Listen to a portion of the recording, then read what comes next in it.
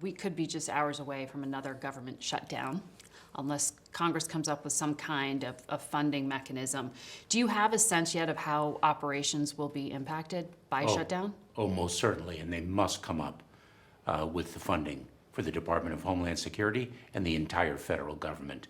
We are approaching the holidays. Let me give you one powerful example. We're going to have tens of thousands of TSA employees working an incredibly high volume of passenger traffic throughout our airports across the country, and they will be doing so, keeping the American public safe without pay. We're going to be losing our Countering Weapons of Mass Destruction office.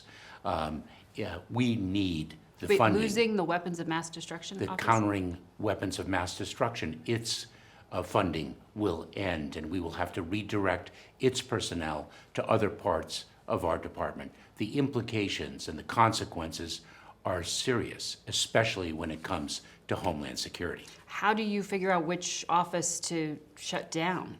So there are really rules that govern who are so essential that they must remain in service even though they will not be paid. So how many federal workers, do you have any ballpark estimate on how many will be working without any paycheck? I don't exactly, Margaret. I don't have that number. But will they be able, the air traffic controllers and the security agents at airports, will they be paid eventually? Can you promise them that?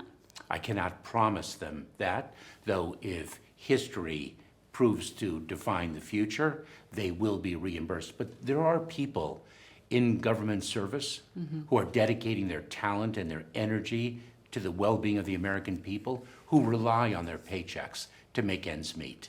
And it is the holiday season, after all. But our men and women on the border will be guarding the border of the United States at no pay if funding doesn't come through. So this means, on a practical level for consumers, possibly more delays at airports because people won't show up to work? Well, we have an incredibly dedicated workforce. I expect that the men and women of TSA will be in the airports. They are selfless, they are dedicated, they are talented.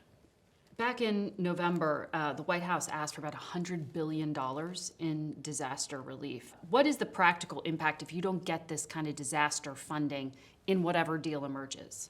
So what we will need to do, what FEMA will need to do, another significant impact of the failure to fund the federal government, is they will now need to delay, they'll put on pause certain contracts, certain projects that are actually repairing communities devastated by extreme weather events, by tornadoes, by hurricanes, by fires. And that will delay the rebuilding of communities and really delay the ability to deliver for people who have suffered so much. So that impacts North Carolina and those other hurricane-hit states? Yes, it does. Do you know, I mean, some will say, oh, it's just the holidays. Nothing gets done over the holidays anyway.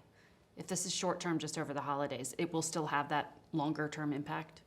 Yes, it will, because we will have to, in the absence of funding, we will have to make difficult decisions now to delay projects.